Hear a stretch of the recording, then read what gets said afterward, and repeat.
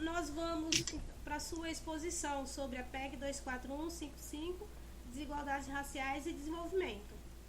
Sim. Então, a palavra é sua. O senhor...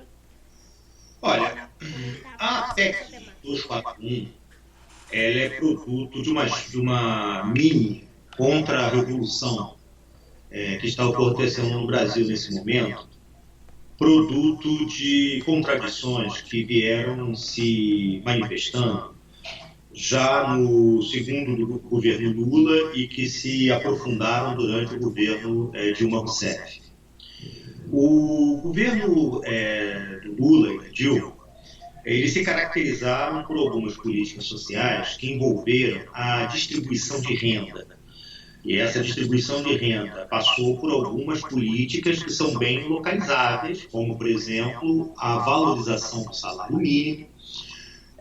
Mais ou menos um terço da população negra ocupada no mercado de trabalho do país recebe exatamente o salário mínimo. E se for pegar os que recebem até 2 salários mínimos, você vai pegar 2/3 da força de trabalho negra no país. Então, uma política de valorização do salário mínimo é uma política que valoriza a força de trabalho dos afrodescendentes e, naturalmente, contribui para a redistribuição da renda. O programa Bolsa Família, que também 2/3 dos seus beneficiários, e principalmente no Nordeste, onde os percentuais de famílias atendidas, famílias negras atendidas pelo Bolsa Família, em alguns estados supera mais da metade da população, das famílias, do percentual das famílias negras, principalmente na região Nordeste, inclusive no estado da Paraíba, são também políticas que contribuíram para a distribuição da renda. As cotas nas universidades, a PEC das empregadas domésticas, todas essas medidas foram medidas que tiveram um efeito positivo do ponto de vista da desigualdade social no Brasil. É preciso tomar cuidado para não exagerar quando nós falamos de desigualdade social no Brasil, o que afinal de contas ocorreu em termos dessa sua redução.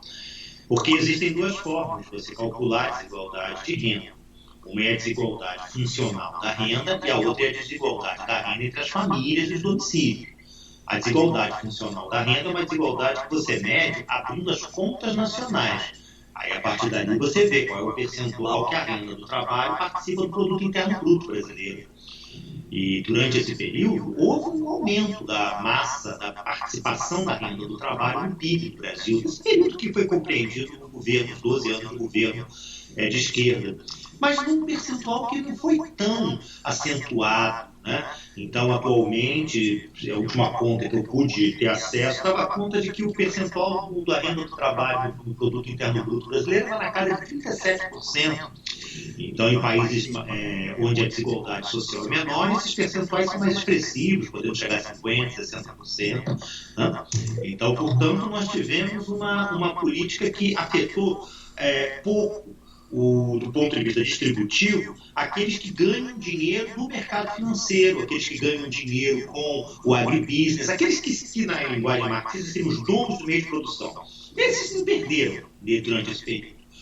Mas ocorreu, sim, um processo de redistribuição de renda no Brasil quando nós analisamos a distribuição entre os domicílios e as famílias. Porque a concentração de renda no Brasil, além de estar muito marcada pela concentração em favor do capital contra os interesses do trabalho, como se dizer, ela também está muito caracterizada pelo fato de você ter no Brasil um segmento de classe média alta, formado primordialmente por pessoas brancas, e que no modelo de desenvolvimento anterior, eles se beneficiavam do que acontecia com a economia brasileira, em detrimento dos de baixo. Então, no momento em que o salário mínimo se valoriza, então, o salário da empregada doméstica vai aumentar. Então, para as famílias de classes médias, principalmente as classes médias brancas, vai aumentar o custo da contratação do trabalho. Se aumenta o salário mínimo, provavelmente isso vai ter algum efeito no mercado informal. Então, toda aquela legião de trabalhadores, piscateiros, vendedores, pequenos reparos, todos eles vão acabar tendo algum tipo, por vias diretas ou indiretas, de melhoria do seu nível de rendimento. Mas o fato é que a economia brasileira, ela durante o governo Lula, ela também acumulou algumas contradições. De um lado, o crescimento da renda dos mais pobres dinamizou o mercado interno e favoreceu uma redistribuição da renda dos setores das classes médias altas ou das classes médias tradicionais em em prol dos segmentos mais pobres da população, e isso, obviamente, trouxe consigo um benefício indireto para a população negra. Então, diminui a desigualdade racial entre esses setores que estão na base da sociedade das classes médias durante esse período. Porém, o fato é que a economia brasileira, ela, durante esse período que caracterizou, né, que foi o período entre 2002, 2003 até 2014, 2015, o fato é que nós enfrentamos em 2008 uma grande crise a nível internacional, que teve um impacto inicial forte na economia brasileira. Durante os anos de 2009, principalmente 2010, as políticas anticíclicas. O que é uma política anticíclica? É uma política que busca combater uma crise econômica. Então, o Estado começa a botar dinheiro na economia, já que ele vê que está aumentando o desemprego, então ele bota mais dinheiro e ele sabe que isso vai animar a roda do comércio e dos investimentos e tudo mais. Então, isso deu certo até um determinado momento, né?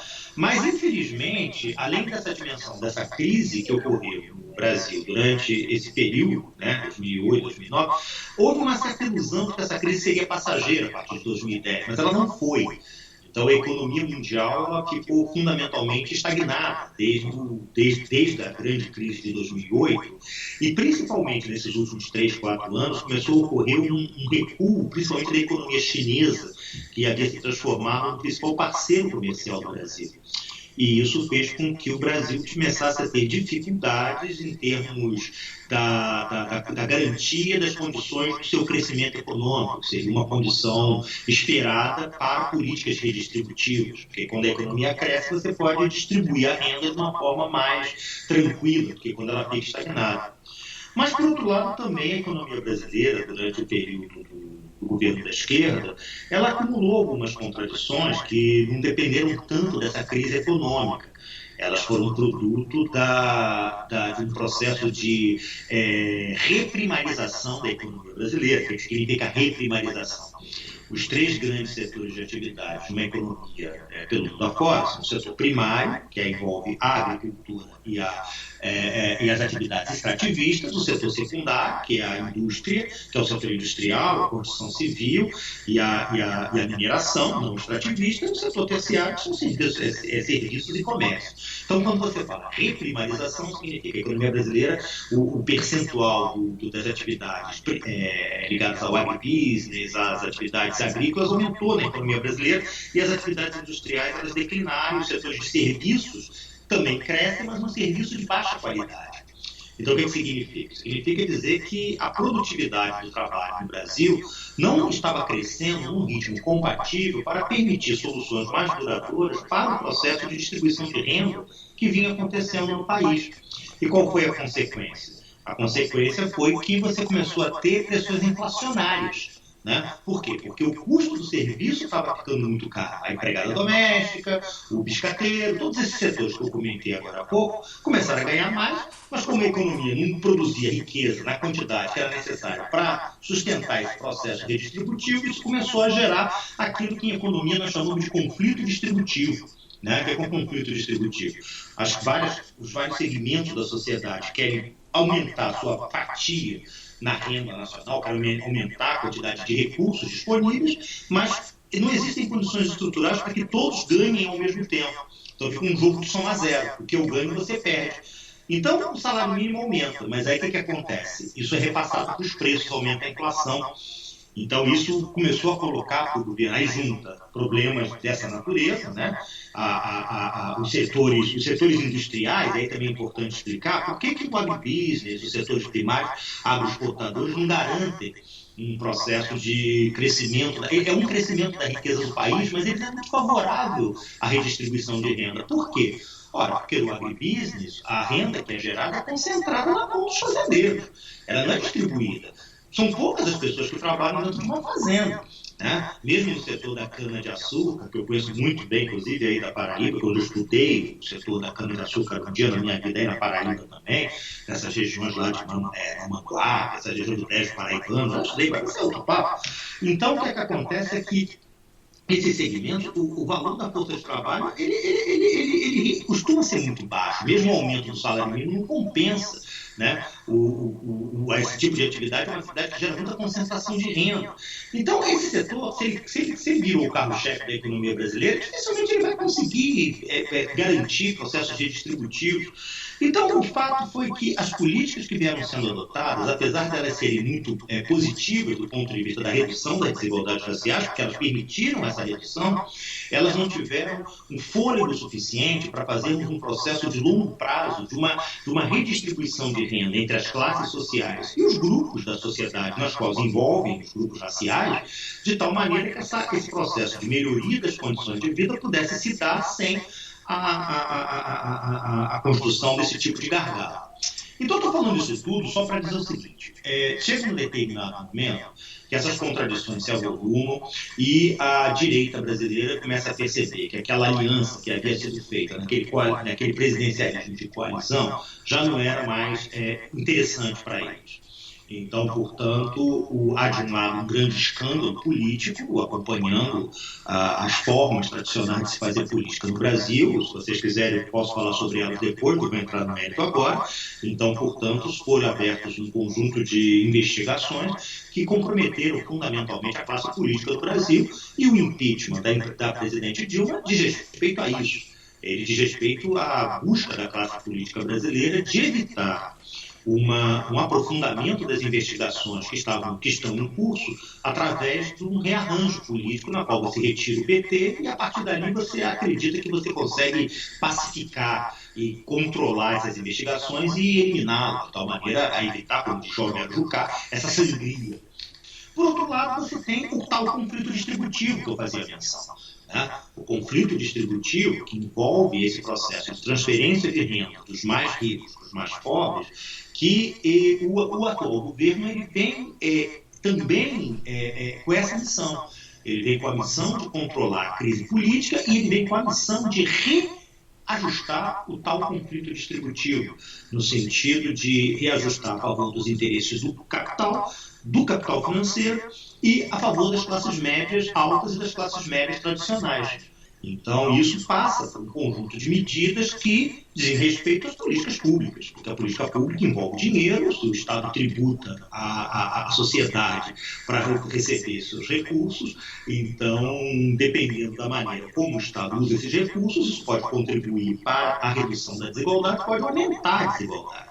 Então, no período do governo de esquerda que tivemos no Brasil, nos governos de esquerda que tivemos no Brasil, ocorreram políticas pró-igualdade, que é até coerente que a esquerda queira isso, fazer políticas que distribuam a renda. E esse atual governo procura fazer uma política no sentido de reverter o que tinha sido feito. Então, por isso que vem a proposta da PEC, finalmente chegou a época da PEC 241. Porque a PEC 241 ela busca congelar os recursos, o gasto público durante 20 anos, e ele vai ser corrigido apenas pela inflação do período. Então, isso tem um efeito negativo do ponto de vista da distribuição da renda. Isso é uma conta muito fácil. Qualquer pessoa pega você nem calculadora, vai na caneta, vai lá, faz a conta. O fato é que, imagina que a população brasileira tem um crescimento demográfico atual na casa de 1,1% ao ano. Então, vamos imaginar que chegue lá no 20º ano esse crescimento total da população, chegue ali, vamos aqui arredondar um número, chega ali na casa dos 28%, cresceu a população brasileira em 20 anos, ela está 28% maior do que está no momento atual. Porém, se os recursos que são investidos na educação, na saúde, etc., eles ficam congelados em termos reais, que é corrigido só pela inflação, obviamente, por uma conta que não preciso nem pegar o lápis e a caneta, obviamente, volume de recurso investido por tamanho de população diminuiu a quantidade de recursos, porque a quantidade de recursos ficou a mesma, a população cresceu. Então, obviamente, se a gente estava contando com a presença do Estado para garantir políticas sociais redistributivas, o fato é que nós estamos agora diante de uma medida que visa reverter. Então, essa medida reverte o movimento que vinha ocorrendo. né? Se o Bolsa Família atendia 6, depois 8, depois 10, depois 14 milhões de famílias, se o sistema se o número de escolas técnicas federais ele aumentou exponencialmente nos últimos anos, o que você vai fazer? Você diz, agora tá bom, você fecha isso aqui, né? Você fecha, o que foi investido, o que não foi, não vai ser mais, e você consegue reequilibrar. E qual é o efeito disso? O efeito disso é porque vai sobrar mais dinheiro por parte do Estado para poder ser utilizado para o pagamento de compromissos junto ao setor financeiro, né? O Brasil deve remunerar o capital financeiro, as taxas de juros que ele paga, né? A taxa Selic agora está em 13,75%. Aqui nos Estados Unidos, de onde eu falo agora, a taxa de juros é zero. Né? Então, significa que é mais vantajoso o seu capital financeiro botar o dinheiro aqui, porque vai dar taxas de lucros astronômicas. 13% é taxa de lucro astronômica em qualquer lugar do mundo. Né? Então, isso significa o quê? Se o Estado não está usando seu recurso para as políticas públicas que beneficiam a maioria da população, ele está economizando para fazer uma coisa chamada superávit. O que é superávit? Quando o Estado arrecada, diminuído por quanto o Estado gasta. Se o gasto está congelado, obviamente isso vai aumentar o volume do recurso disponível e que, nesse caso, esse recurso disponível ele pode ser utilizado para o pagamento da dívida pública junto ao setor financeiro, aos detentores do capital financeiro, e isso permite com que o Brasil volte a se tornar um país confiável aos olhos da tal comunidade financeira internacional, de tal maneira poder, enfim, receber novos investimentos. Essa é a lógica que está por detrás dessa política. Então, essa política é fundamentalmente conservadora, por quê? Porque ela reorienta o gasto público a serviço dos interesses dos que já têm dinheiro, do capital financeiro, dos detentores do patrimônio, né, em detrimento dos interesses da maioria da população. E nós sabemos que se o Brasil se nós temos um imenso déficit uma imensa dívida em relação à população mais pobre, à população afrodescendente, e essa dívida só vai poder ser paga com recursos, não tem jeito. Né? É o dinheiro que você vai ter que botar no sistema de saúde, o sistema que você vai botar na escola pública, o sistema que você vai ter que botar para remunerar a aposentadoria dos trabalhadores rurais, né? Que teve uma importância, inclusive, para a população negra muito grande, principalmente aí na região Nordeste, né? Em que aquela medida que o dispositivo constitucional que reconhece o tempo de trabalho dos trabalhadores rurais, mesmo sem ter comprovação de contribuição, isso teve um papel muito importante no processo recente de redistribuição da renda do Brasil, né? Então, e aí vale a pena relembrar que, para além da PEC, que é 241, também tem discussão a reforma da Previdência.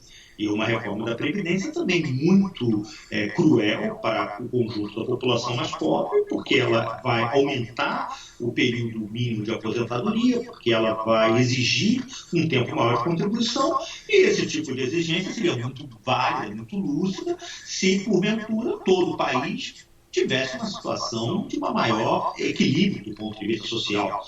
A esperança de vida de um homem negro, a esperança de vida é a probabilidade que uma pessoa tem de viver ao longo dos próximos anos, dadas as taxas de mortalidade vigentes. Então, a probabilidade de um homem negro, a sobrevida em relação a uma mulher, homem negro do Nordeste, em relação a uma mulher branca do Sul, olha, eu vou chute aqui, mas na casa bem aí, na casa de uns 20 anos. Eu não estou exagerando, nossa conta a gente já fez em algum momento.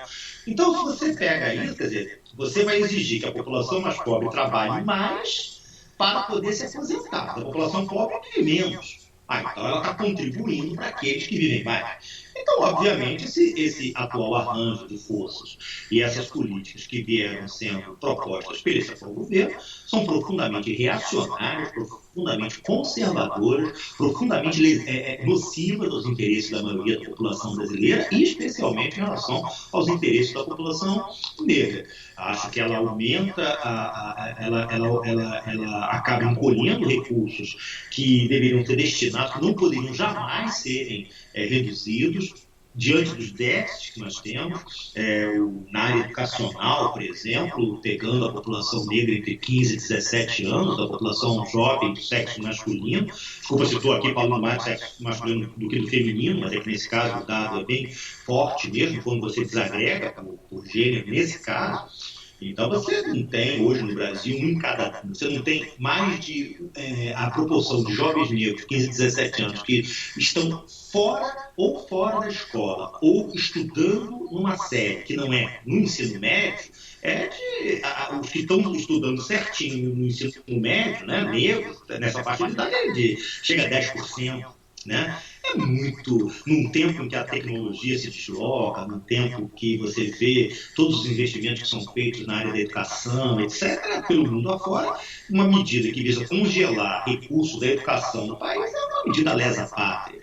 Essa proposta de reforma do ensino médio, feita de uma forma totalmente abrupta, sem discussão, por pessoas desqualificadas para fazer esse tipo de medida, para adotar esse tipo de medida, sem legitimidade, vão querer mudar o sistema de ensino médio, que tem que ser mudado efetivamente, mas obviamente a mudança que está sendo feita ela é coerente com a redução dos recursos que são usados na educação.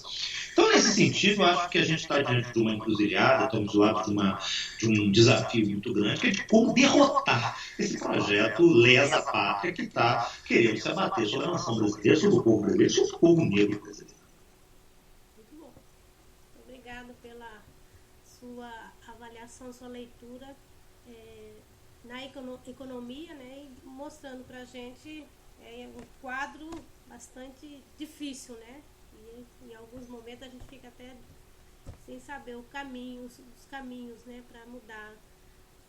Professora, a esse respeito, eu diria eu durante 5 anos, fui diretor do curso de graduação em economia da UFRJ. E eu tinha como missão tentar convencer os alunos do ensino médio a fazer economia, em vez de fazer engenharia de produção, administração, os cursos que competiam lá com a gente naquele momento. E eu usava como argumento, sempre dizia o seguinte: olha pessoal, vamos esquecer a ideia de que a economia é um assunto para especialistas, porque na verdade todos nós somos economistas, né? Todos nós estamos tomando decisões econômicas a cada momento. Vocês foram para o local que estão agora, ou pegaram um carro, ou vieram de ônibus, ou vieram de algum outro meio de transporte. Foi uma decisão econômica, porque se foi de ônibus gastou tanto, se foi de carro gastou tanto. Foi uma decisão econômica por trás. Se vão hoje de noite jantar, se vão comer em casa, se vão fazer a atividade A, a atividade B, certamente vai envolver alguma relação, vai tocar em alguma dimensão com o mercado. E eu gosto muito de uma expressão do Guerreiro Ramos, do velho intelectual, antigo intelectual negro, Guerreiro Ramos, né, que já se foi já há bastante tempo, que dizia: negro no Brasil é povo. Parar com essa ideia de achar que o negro no Brasil é uma população exótica. O negro é povo. E se essa sentença que Guerreiro Ramos fala, negro é povo, ela é válida, e eu acho que ela isso significa que nós vamos ter que fazer um exercício permanente de ver como esses vários ciclos da conjuntura econômica estão dialogando com a população negra. Não dá para dissociar o que aconteceu com as favelas e as áreas de periferia das grandes cidades brasileiras das grandes crises econômicas que o Brasil viveu nos anos 80, nos anos 90. Aí alguém pode dizer: você está tirando de lado a dimensão do racismo como vetor de explicação do que aconteceu com a juventude negra. Pelo contrário.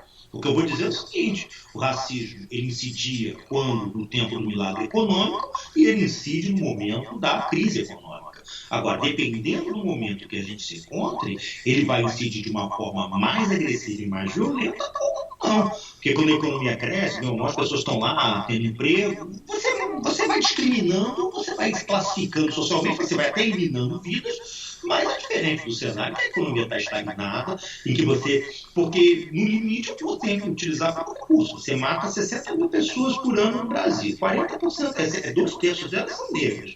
Então, quando o Estado ele aceita esse cenário pavoroso, ele, em última instância, o que está acontecendo? Na maioria são jovens. Então, se são jovens que estão morrendo, menos escola que é construído, menos centro de lazer que é construído, menos política de emprego que tem que ser feito. De novo, vai bater em uma dimensão que, em alguma medida, é econômica. Eu não quero com isso, realmente, eu insisto nesse plano, não quero fazer um discurso economicista, do tipo que a economia termina o resto, longe de mim. Mas eu quero chamar a atenção de que essas variáveis são muito importantes quando nós queremos entender determinadas dinâmicas sociais, né? Então a gente vai ter que entender o racismo dialogando com essa dimensão. Para mim, o racismo eu sigo o que seria um paradigma em termos das análises de desigualdades raciais hoje no Brasil. O racismo tem uma dimensão estrutural e quando nós falamos isso não é uma mera frase feita, não é uma mera frase feita, né? Isso aqui diz respeito ao fato de que a desigualdade racial estrutura a pirâmide social brasileira. Ela é coerente, a desigualdade de gênero, cor, ela estrutura, né? 2/3 você tem hoje no Brasil é isso, né? 2/3 da força de trabalho que é empregada doméstica, são mulheres negras. Isso estrutura a forma como as famílias se organizam, as decisões econômicas que ela toma. Se o salário da empregada é um salário muito baixo, isso libera a renda das classes médias para viajar. Como é comum a gente vindo para cá, para os Estados Unidos, encontrar classes médias brancas com a empregada negra do lado, vindo nós vai para cuidar dos filhos. Tem que ter muita grana para pagar. Olha como é que aquele modelo, aquela lógica escravocrata vai se reproduzindo todo mundo agora. Então, o que eu digo para vocês é isso. Eu não quero que todo mundo vire economista e não quero que ninguém entenda errado o meu argumento no sentido de imaginar que eu esteja recomendando todo mundo pare o que está fazendo para pegar um livro de microeconomia e ficar lá estudando aquelas contas. Mas eu digo que é importante levar em consideração essas variáveis, porque elas realmente têm algum poder explicativo para o entendimento de determinadas dinâmicas sociais, que sem as quais a gente acaba ficando com uma abordagem também um pouquinho enfraquecida, e nossa capacidade de uma disputa contra-hegemônica, ela acaba ficando também um pouco debilitada. E aí essa que é a minha perspectiva. Nós, afrodescendentes, também estamos tomando decisões microeconômicas a cada instante, a macroeconomia nos afeta a cada instante, e nós temos que levar em consideração essas dimensões quando queremos, digamos, calibrar nossas estratégias para o futuro. Muito bem. Muito obrigado, professor. Não sei se o senhor quer fazer uma colocação sobre a questão da crise política que o senhor tinha colocado anteriormente, né? Eu acho que eu fico imaginando. A justificativa sempre passava pela questão da economia, né? Não, nesse momento, o componente político e o componente econômico da crise no Brasil, elas estão interligadas, né? Não há como separar, nesse momento, a dimensão política da dimensão econômica. É só realmente salientar que esse arranjo de forças que se estrutura, que tenta se estruturar no entorno do presidente atual, né, do ilegítimo presidente atual, Michel Temer, ele é um arranjo de forças muito conservador. Isso não significa que nós não tenhamos que produzir uma crítica muito severa em relação ao que veio antes. Acho que a esquerda no Brasil, uma vez no poder, reproduziu práticas as quais, me lembro quando jovem, sempre condenava. E isso é uma coisa mais ou menos, nos expôs a todos, né? Determinadas opções que foram adotadas, elas acabaram nos expondo a todos nós, né? Todos que nos identificamos com um pensamento mais progressista, que lutamos contra o racismo, contra o sexismo, acabamos ficando expostos a uma desmoralização muito grande por conta dos ocorridos. E aí, particularmente, foi uma pena que alguns caminhos tenham sido trilhados. Mas, de qualquer forma, isso não significa que eu vou também ignorar o que está acontecendo hoje no país. O governo Temer é realmente, no sentido mais lato da palavra, é um governo que é reacionário em si e para si. Ele veio ao mundo com o objetivo de destruir conquistas sociais. Ele veio ao mundo com o objetivo de reverter o processo recente de redistribuição de renda que aconteceu no país. Ele veio com o objetivo de tentar recompor a velha classe política brasileira no sentido através do sufocamento das operações, das investigações que estão ocorrendo hoje pelo país afora, que foram muito úteis para criminalizar a esquerda, né? Mas que agora já estão começando a transbordar para o outro lado. E quando isso acontece, a nossa velha direita sabe que eles precisam se proteger e eles estão agora tentando fazer todo tipo de manobra para impedir com que a investigação chegue até eles. Acho que o futuro da economia, o futuro da sociedade brasileira me sugere um cenário bastante preocupante. O fato é que, nos últimos anos, o segmento conservador, caracterizado pelas bancadas ligadas às forças de segurança e às milícias, ao latifúndio e a maioria das lideranças evangélicas, aqui não entro no mérito de dimensões religiosas, mas é o fato, né? A maioria das lideranças evangélicas parece que convergem no sentido de parece que o programa, que era uma coisa difusa na sociedade brasileira, parece que esses segmentos vão meio que construindo algo muito coerente do ponto de vista de um programa partidário de governo e de poder. Né? Esses segmentos eles têm uma visão contra o movimento feminista, é muito coerente a visão deles contra os avanços do movimento negro, eles têm uma coerência muito grande contra direitos dos trabalhadores, uma coerência muito grande em termos do modelo de desenvolvimento do país,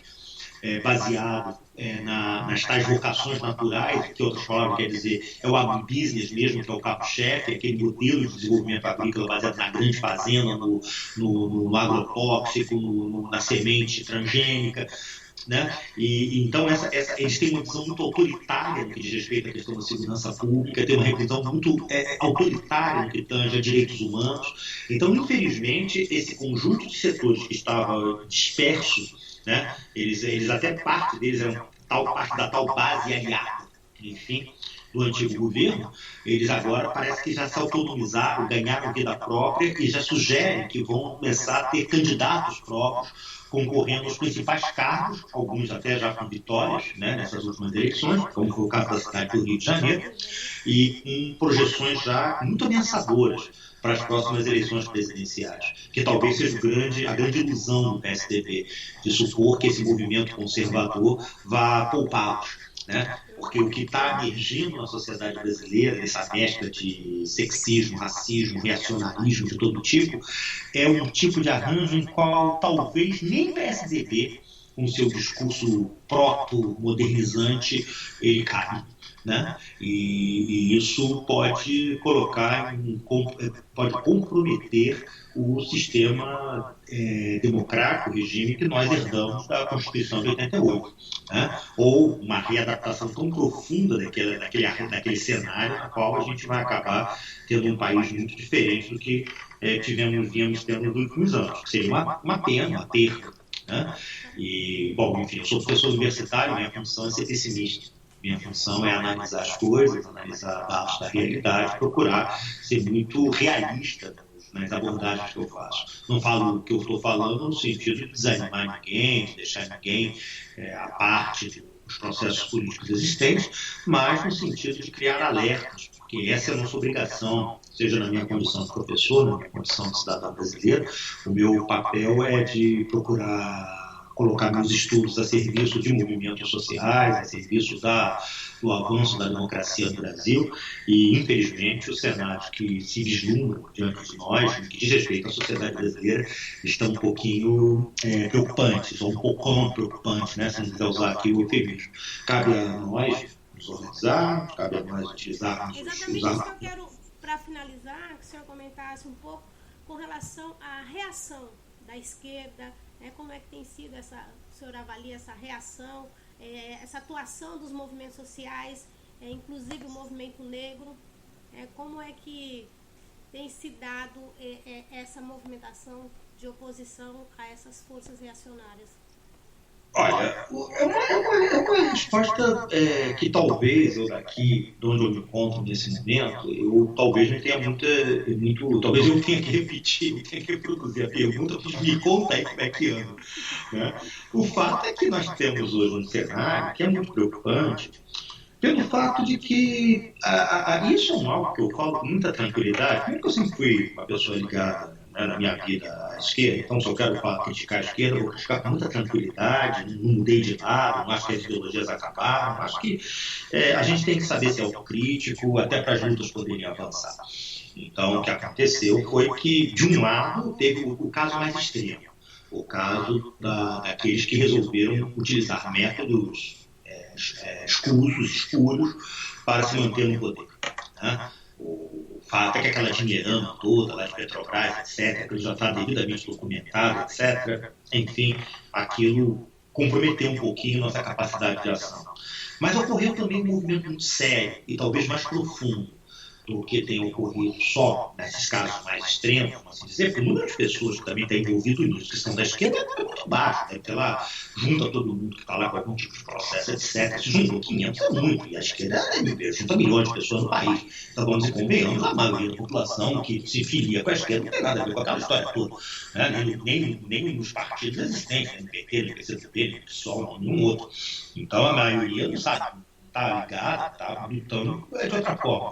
Mas houve um algo muito profundo que pegou também parte desse segmento que não estava lá dentro daquele joguinho, que foi um excessivo apetite pelos cargos do Estado, né? Então, o fato é que o cenário atual dos movimentos sociais brasileiros, e vai para todos, negro, ambientalista, mulheres, todos eles sofreram o mesmo efeito, que foi o excessivo apetite por cargos públicos, por muita coisa que se abriu muita mão de autonomias de movimentos sociais que não poderiam ter sido abertas, né? E veja bem, não precisam se corromper, falando que apenas que elas acabaram se domesticando, se adaptando a uma lógica que é uma lógica da razão de Estado. Então, a razão de Estado é a razão de Estado, é a razão do Leviatã. É aquele que tem a noção de que, como diz o velho Maquiavel, o objetivo do estadista é conquistar e se manter no poder. Mas o objetivo dos movimentos sociais não pode ser esse. O objetivo dos movimentos sociais deve ser lutar pelo interesse dos seus representados. E isso exige níveis de autonomia. E se todas as lideranças, um número grande delas, acabam virando funcionários públicos, elas vão deixar de ser representantes dos movimentos junto ao Estado para passarem a ser representantes do Estado junto aos movimentos. E isso fragmentou o bocado dos movimentos sociais e afetou a capacidade desses movimentos de reagir. Espero que essa minha análise valha até o dia de hoje. Dia 2 de dezembro foi assim, mas a partir do dia 3 vai ser diferente. Os movimentos vão se reorganizar, vão se rearticular e eles vão conseguir resistir ao mesmo tempo. Mas, infelizmente, esse cenário ocorreu. Eu ainda estava no Brasil, então, portanto, isso eu posso falar com muita tranquilidade. Eu próprio procurei sempre me manter com o meu devido afastamento, até para ser coerente em relação ao que eu estou dizendo. Tive sempre um certo afastamento em relação ao Estado, mesmo sempre onde pude ajudei, mas mantendo minha autonomia. Porque se nós perdemos a autonomia, nós acabamos, quando muda o cenário, nós acabamos ficando fragilizados para a resistência, como está acontecendo hoje. Então, nesse sentido, vai ter que haver um esforço de reconfiguração dos movimentos sociais no Brasil para enfrentamento de um cenário agora muito pior do que vinha antes. Porque antes era o governo de esquerda que estava convidando movimentos, lideranças para fazer parte do Estado. E agora o Estado foi reapropriado pelas velhas elites que vai utilizá-lo contra os movimentos. E aí a questão é saber se nós vamos ter, espero que tenhamos, uma capacidade de organização para evitar com que esse projeto conservador e reacionário, que eu já fiz menção, ele se implante pelo menos se implante da maneira como ele está hoje desenhado. Porque realmente, se isso acontecer, nós não tenhamos nenhuma sombra de dúvidas que o povo brasileiro vai passar por maus bocados. Eu espero que isso não aconteça. A gente tem que manter a chama acesa e se eu passo um certo pessimismo na minha fala, talvez por algum vício acadêmico, eu acho que do ponto de vista da minha condição de cidadão, eu jamais gostaria de ver minhas análises utilizadas para criar o ceticismo. Os cenários difíceis acontecem, eles existem, que tenhamos a lucidez de enfrentá-lo da devida forma. Muito bem. Muito obrigada, professor. E agora nós vamos passar para o segundo momento, né, que é exatamente a questão da entrevista. Pode me dar alguma coisa, gente? Ou a gente pode continuar? Vamos lá. Conseguiram gravar direitinho? Está tudo certo? Vamos fazer um teste. Fazer um teste aqui, Jean.